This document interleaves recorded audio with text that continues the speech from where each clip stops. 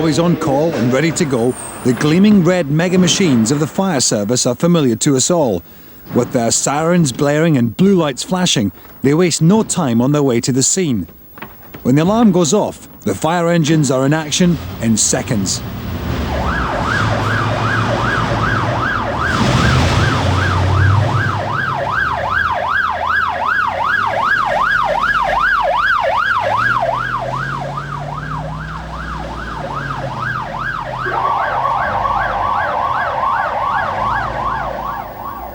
Firefighters must always be on red alert, and they must test their equipment regularly. Practice is really important, and here at Leicester, fire drill plays a major part in normal day-to-day duties between real emergencies.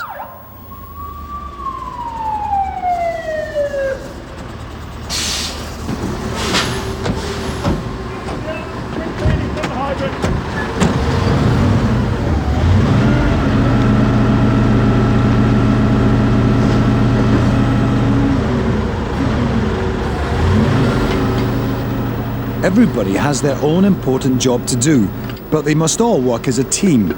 Discipline and obeying commands make the job safer for all concerned. Routines are practiced again and again to make sure they are done just right.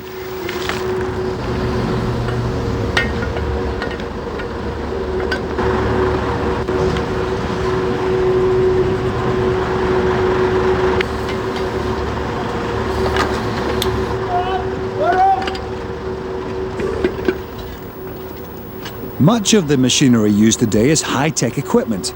The modern fire brigade is always developing, and the firefighter must be trained to work with all the gear. Other people's lives depend on it.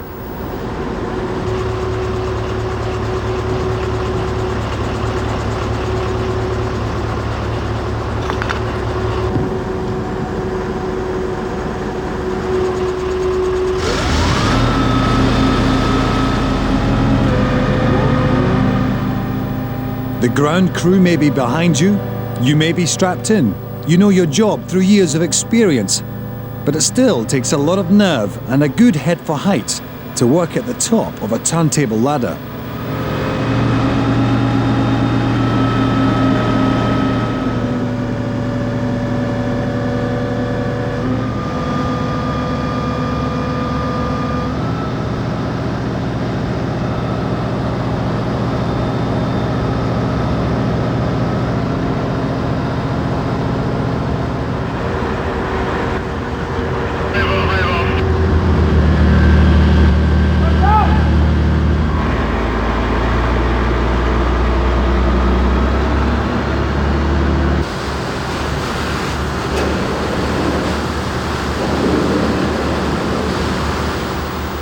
To be a firefighter today is to be part of a highly efficient and disciplined force, using some of the most modern and powerful equipment in the world.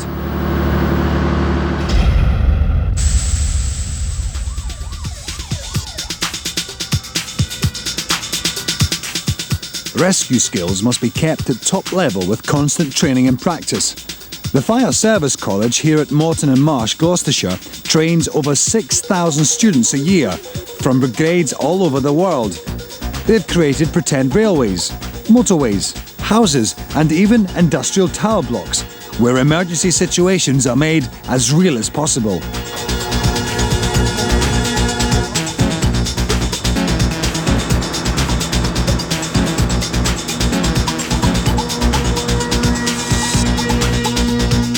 They have 32 tenders here, including many makes and designs of the most commonly used fire and rescue vehicle, the pump engine. They may be made by several different companies, and they may look different from the front, but they all do the same job. At the Fire Service College, they have a big choice.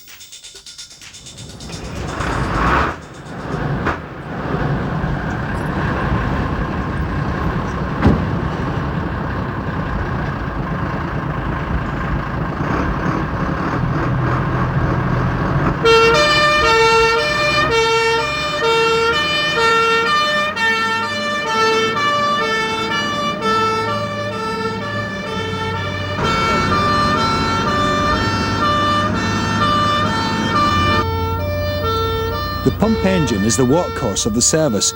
It is the basic all-round vehicle and can be fitted out for specialist tasks. This appliance is most generally used as a water tender ladder rescue vehicle, but rather like a Swiss Army knife, when you open up the sides, there are tools for all incidents. They carry 3 types of ladder. The longest is 13.5 metres. It comes in 3 sections and needs 4 men to use it. The crew includes a driver, the commander, and between 2 and 4 firefighters. This Leyland Carmichael 180 Turbo carries 1,800 litres of water and can go at 145 kilometres an hour.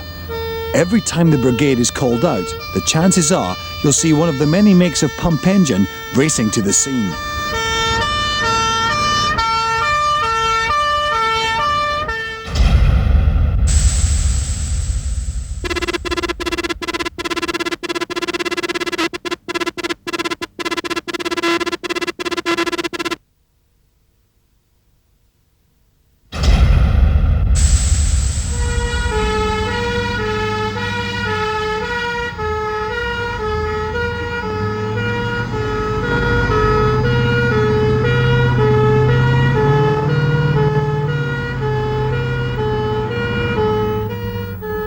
Two pump engines race to an exercise at a domestic house fire.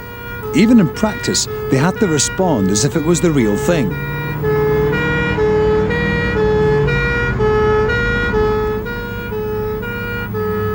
There's no traffic here, but on real roads the driver has to be very careful of other vehicles and can only cross red traffic lights by looking first. He wouldn't want to cause an extra emergency. Pump engines weigh 10 tonnes empty, and with a full load, the driver has to control a 13-tonne vehicle at speed.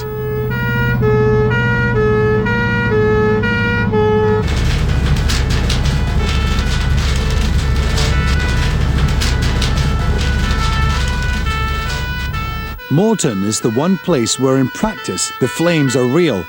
Everything is just as it would be in a 999 call. It's got to be the best way of preparing for a real emergency. Here, the commander is the man in the white helmet. Bill, get your crew ladder off, see to that casualty up there. We'll get some BA men in. Right, okay. Okay. Right, you'll come back, Jerry.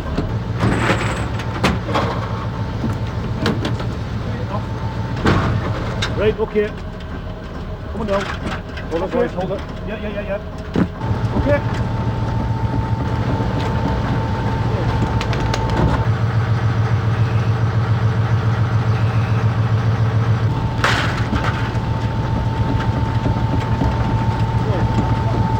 Extend.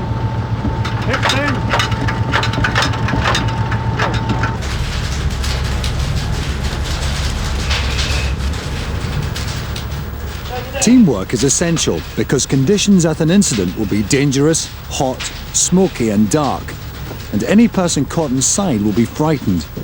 Firefighters are trained to be calm. Right, we go.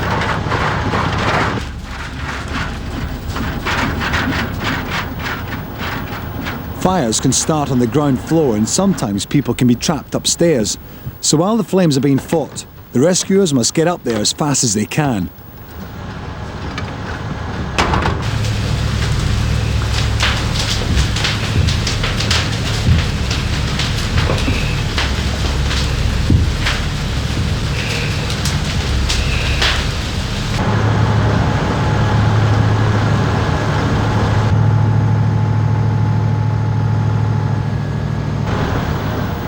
The staircase may be burned out, and the only way of escape is from the roof.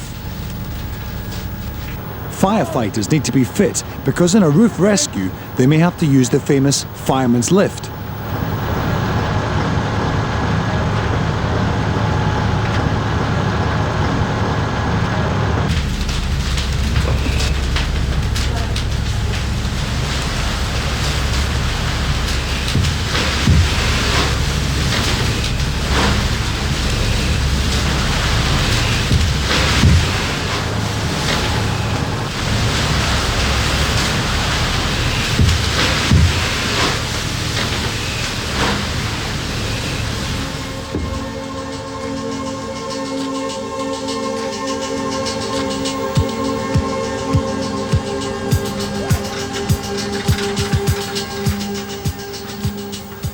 Before leaving, the brigade must make sure the fire is completely damped down so that one burning ember doesn't spark the blaze again.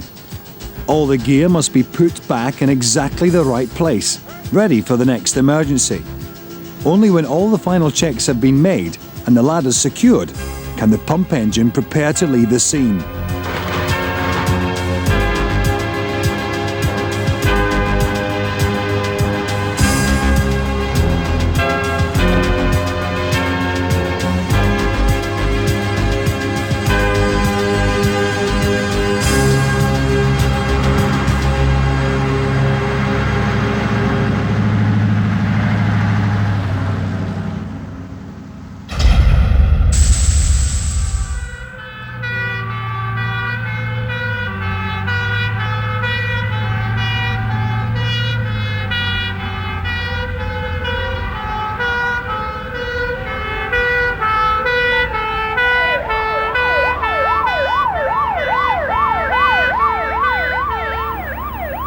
As well as putting out fires, the pump engine is used for all types of rescue. Nowadays, they are called out to nearly as many road traffic accidents as fires. The crew needs to be trained for all sorts of emergency, and here at Moreton, they can learn their skills away from the actual roads and screaming traffic. To keep the atmosphere tense, they still use lights, sirens, and real cars. 2 pump engines and their crews must help any passengers trapped in the tangled metalwork. Will the doors open? No, locked. Your side? No, locked. One there, one there. Same the other side. Okay, Steve, break the screen in. Okay, good. Okay, tap it through. Tap it through under control.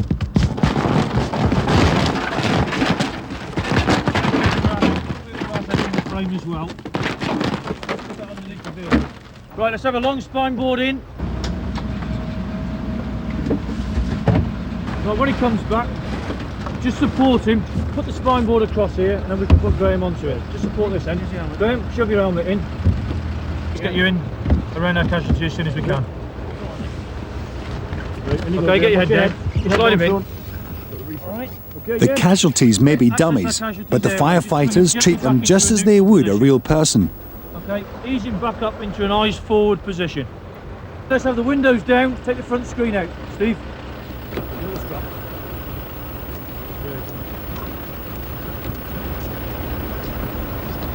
Obviously, when someone is injured, spoiling the car beyond repair is the last thing to worry about. It's the person who matters.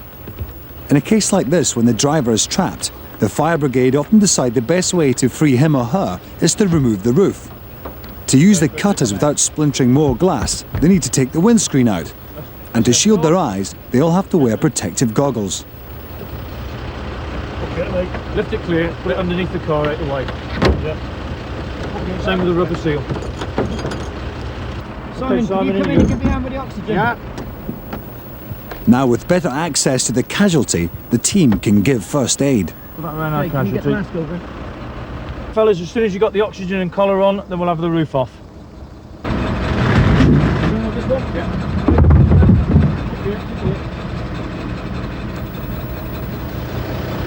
Grab the spreaders next. Yeah. Spreaders as well, and Jenny.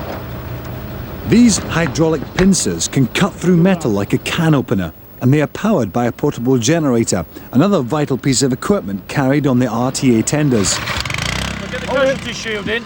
Right, shield in. Okay, Steve. Cut low on the pillar. Okay, when we've done this pillar, work your way anti-clockwise round the car and end up with the last 2 cuts close to the casualty. Next comes the roof. The rescuers must obviously try to be as quick as possible, but they mustn't rush and cut corners. Okay. Low on the B pillar. The power's there, that's the main thing.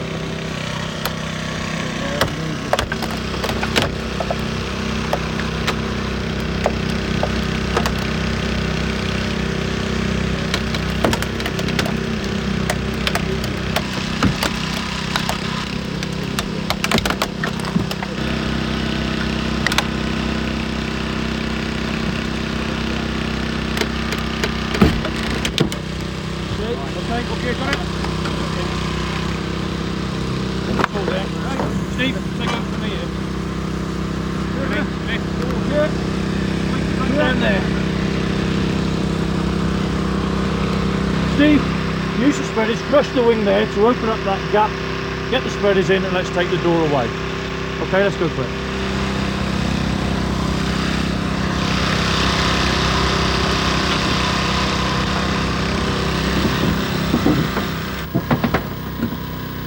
Pinching the front wing like this makes it easier to get at the door hinges.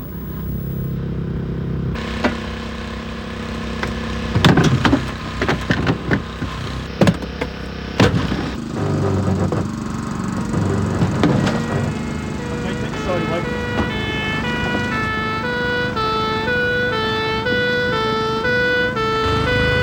Okay, Steve. That's good. Keep it going.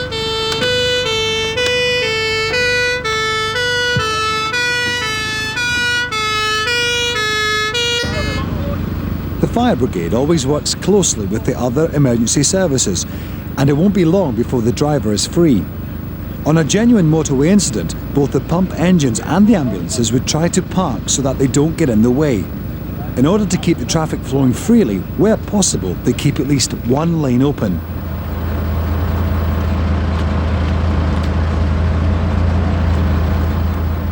Once again, the pump engine has proved its value as one of the most important vehicles in the emergency services.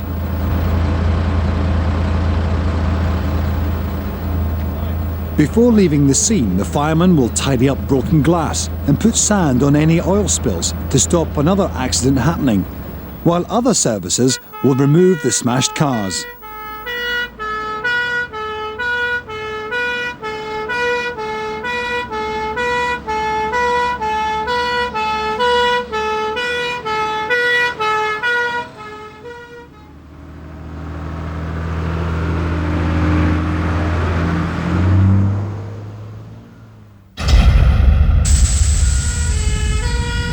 Here's another very necessary machine for the rescue brigade's fleet. The Chemical Incident Unit may not look much, but it holds special equipment for dealing with situations where there is danger of acid or poison polluting the water, ground, or air.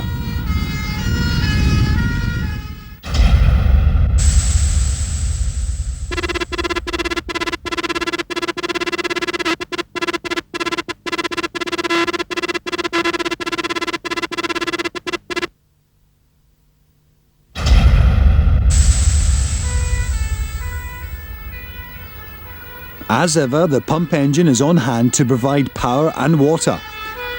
Here at the college, they have old chemical rail tankers to rehearse incidents. The fire service often has to gain access to other transport systems.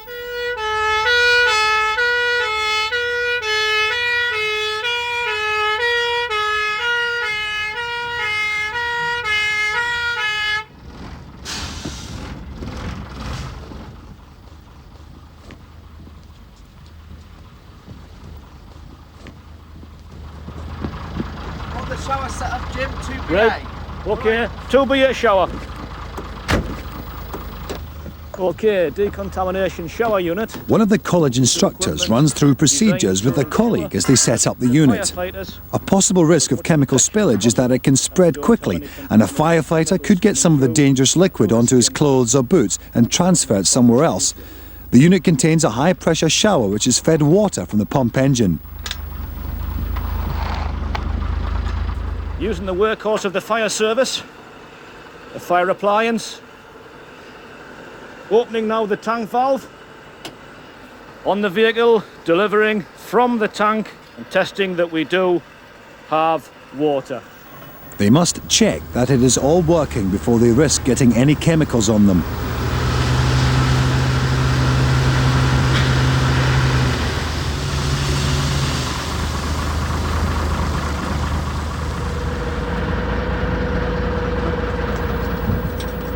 The team must wear full protective clothing and be safe from both liquids or any poisonous gases that may be leaking. These suits aren't easy to get into, and to make sure they are fully sealed in, the firefighters help each other dress. Oxygen masks are standard, as the suits are airtight. The end result is just like a spacesuit.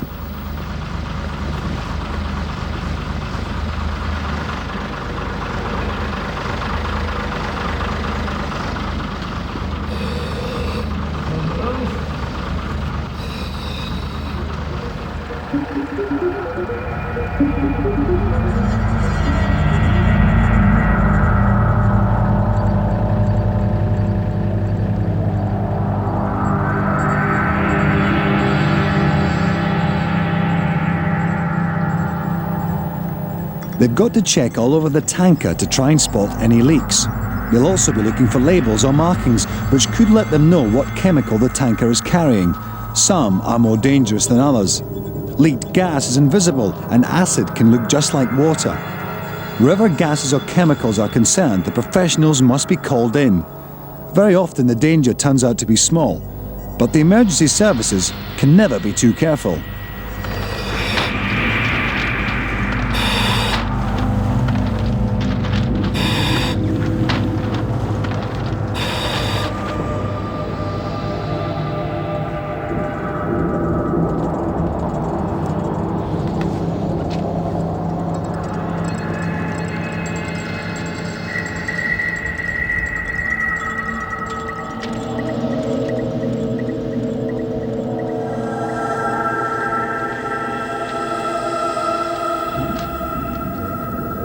At the end of every exercise, the crew must be washed down, so just to be safe, the pressure shower is always used.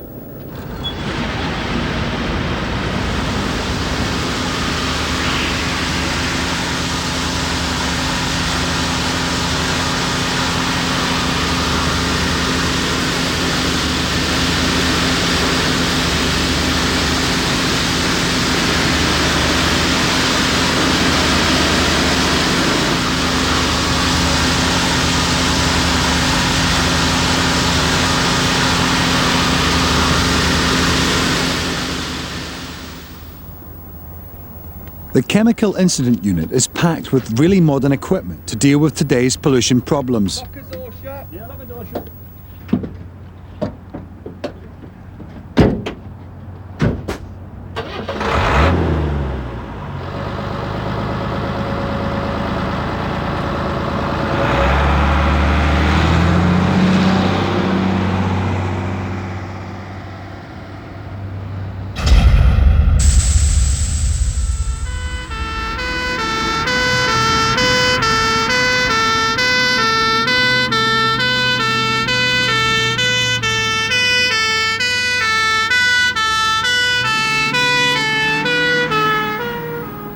The bigger fire engines are known as specials and will be called to incidents where the pump engines can't do it alone.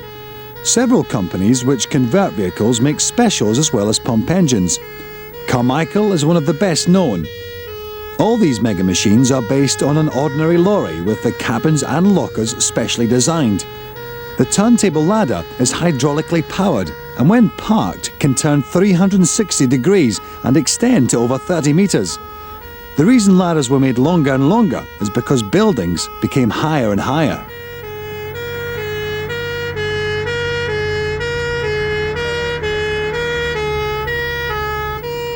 Their main job is for rescue.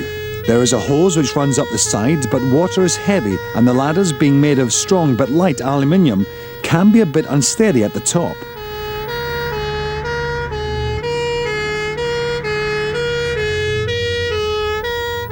Normally, a turntable ladder would have a three-man crew, with a commander, base operator, and the one on the end of the ladder.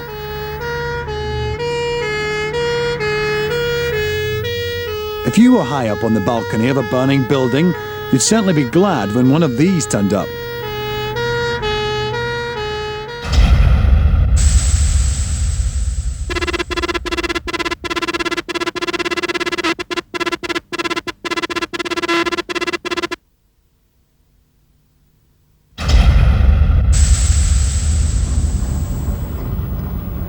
Another type of special is the hydraulic platform.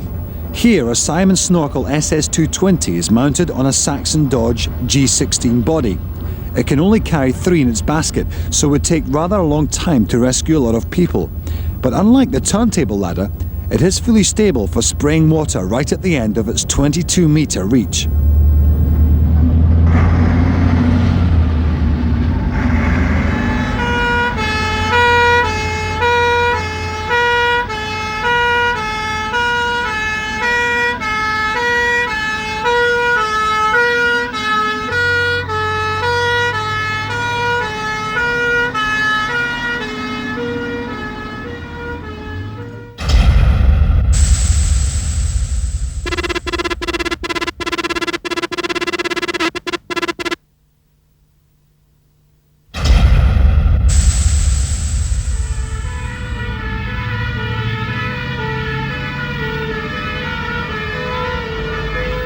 Exercises at Moreton can start some way away from the incident. A command vehicle, hydraulic platform and pump engine respond to a call. Going to a real fire, they'd probably take different routes, so at least somebody would get there if a road was blocked.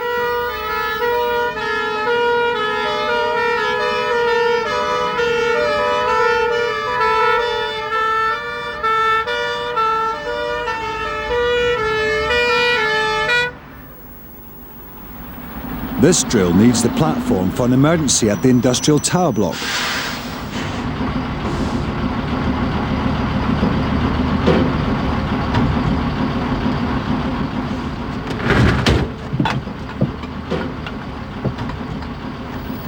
Teamwork is here again.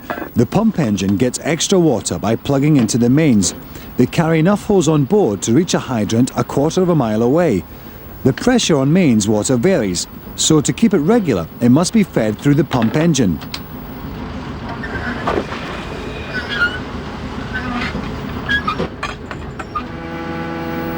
So that it is really stable at the top, the platform has special legs which pop out at the side. This makes the base wider and stops any chance of toppling over, even on very windy days.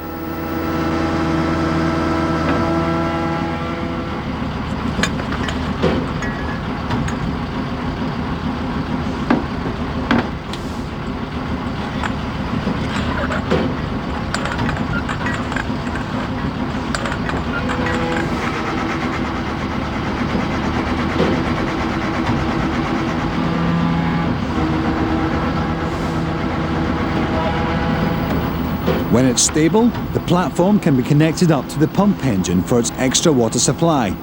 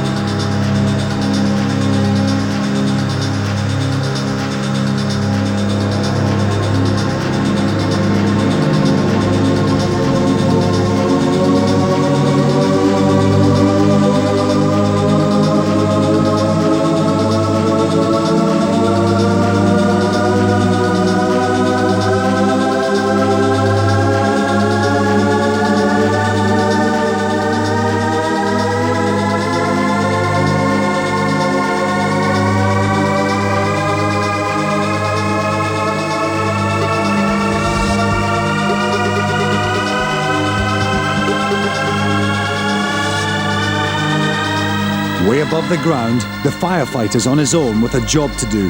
As the saying goes, it's tough at the top. He'll go as close as he safely can, keeping in constant contact with the ground by phone. If this tower was really alight, flames could be licking out feet away. His only protection would be the powerful fountain of water from his hose.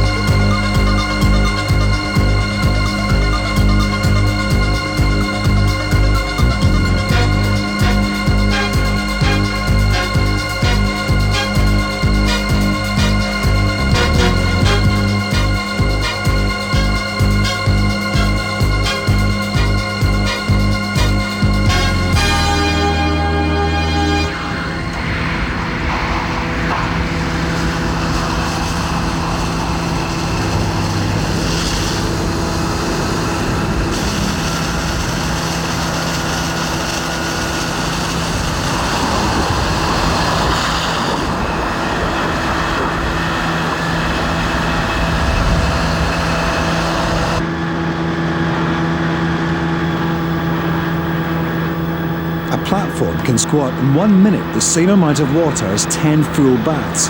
But this jet must be controlled because the power could damage the inside as much as the fire.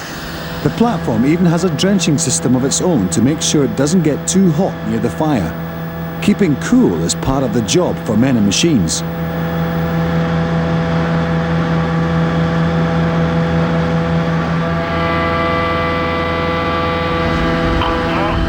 Roger, I'm going to track rate and then bring it down to the ground, okay? Roger.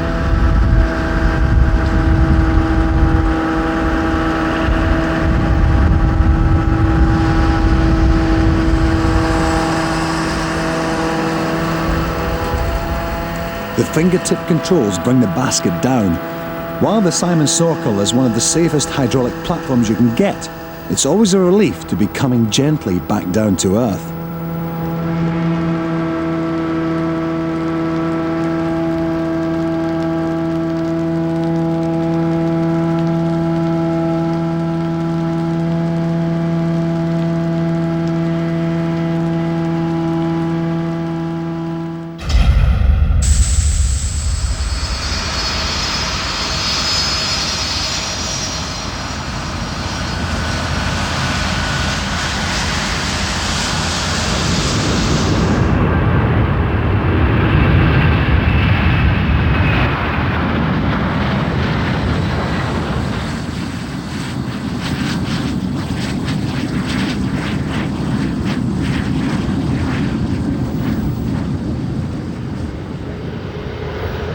London's Heathrow is the busiest international airport in the world. At peak times, a plane is either taking off or landing every 30 seconds. An airport has more material which can easily catch fire within its boundaries than almost anywhere. Fire protection is really important, so they have some fantastic fire engines here.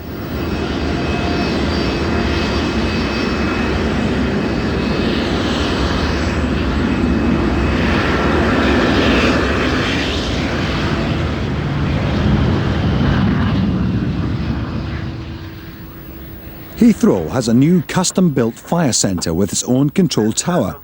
Any incidents, big or small, which need the varied skills of the fire service are controlled from here.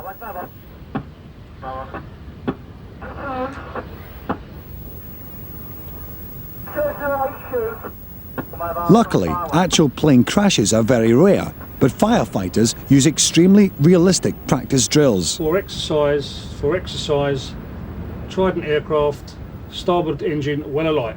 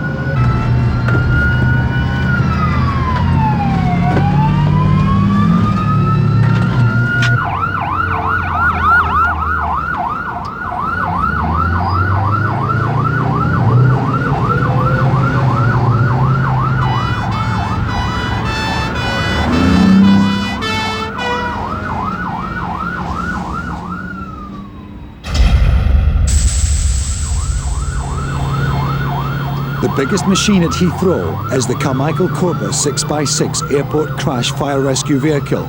It is six-wheeled, rear-engined, and can accelerate from 0 to 80 kilometers an hour in 34 seconds.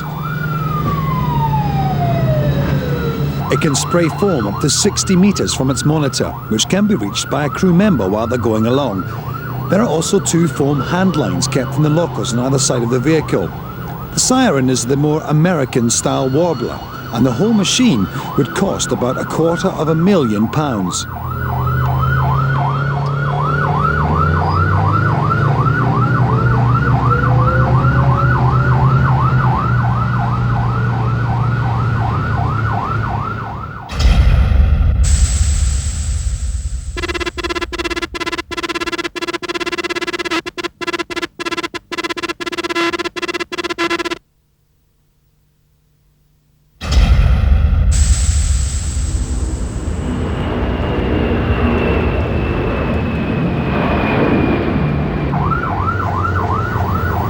If they were attending a real crash, the airport firefighters have permission to cross the runways, with both the tower and driver keeping a sharp lookout for planes.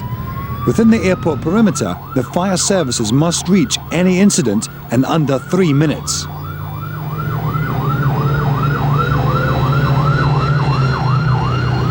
If there is a major incident outside the perimeter, as many as 90 fire engines could be called from all around. Air crashes are always extremely dangerous because planes are full of fuel, and there needs a mega machine to tackle a fire like this.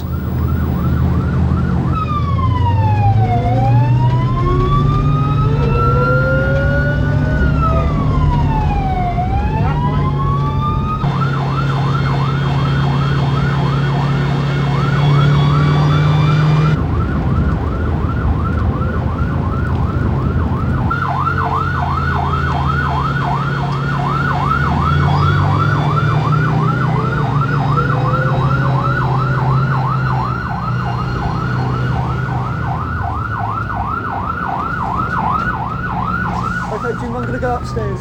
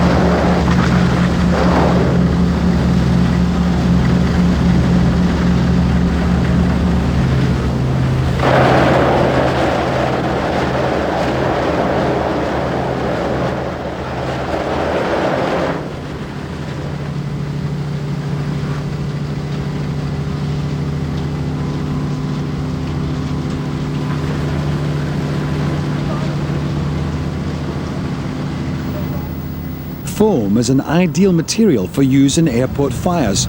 It's made from a chemical called triple FP, which is mixed under pressure with water inside the tender. What comes out is a film of bubbles which spreads like a blanket and starves the flames of oxygen, putting out the fire. The Cobra is designed to squat half its tank in about a minute and could fill a public swimming pool in 2. A lot of foam in a short time.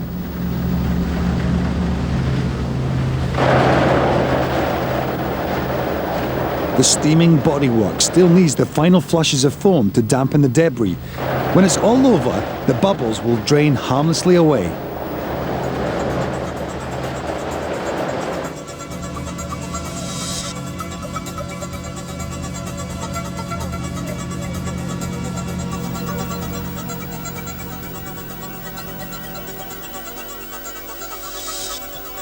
From safeguarding the lives of airline passengers to dealing with fires in houses and factories, from attending road traffic accidents and clearing up chemical incidents, the fire brigade of today relies on its fast, specialist machines to make the world a safer place.